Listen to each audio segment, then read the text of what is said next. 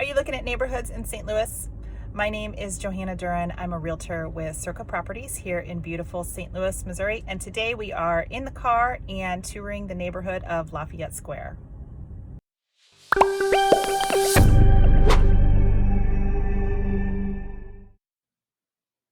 Lafayette Square is located in the city of St. Louis, and it really has a fantastic location. You are just south of downtown, you're just west of Soulard, so you can get to all the fun things that happen in Soulard.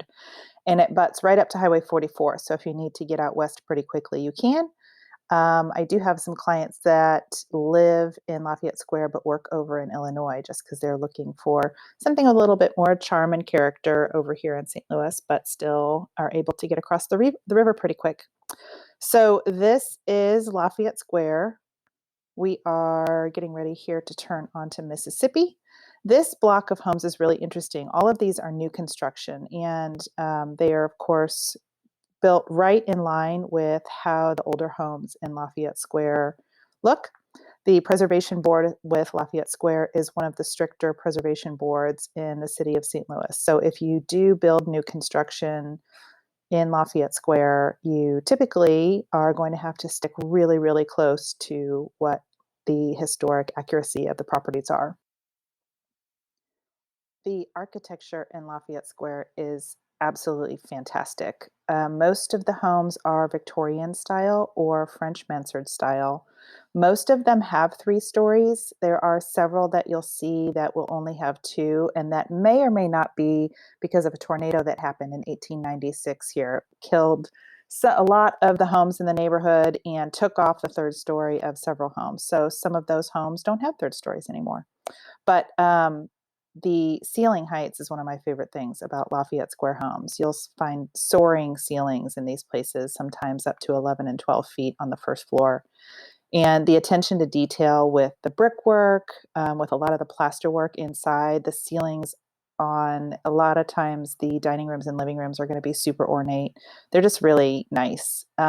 Smaller yards. So the houses are a little bit closer together, so it's much smaller as far as yard space goes, but you often will still be able to fit a garage or a carport in the back. And most of the people in the neighborhood just kind of use the park as their yard. So this is Park Avenue. This is where the majority of your bars and restaurants are going to be, and shopping. There's some really fantastic stuff here. This is exactly where Park Avenue Coffee is going to be, and Polite Society.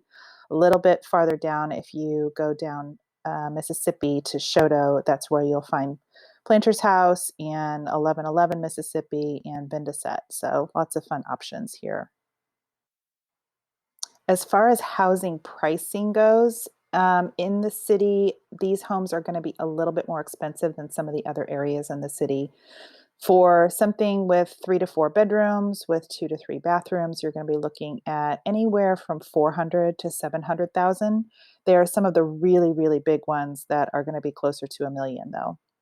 This is Lafayette Park. Lafayette Park is fantastic. There are lots of events that they have here in the park throughout the year, including live music and a movie night.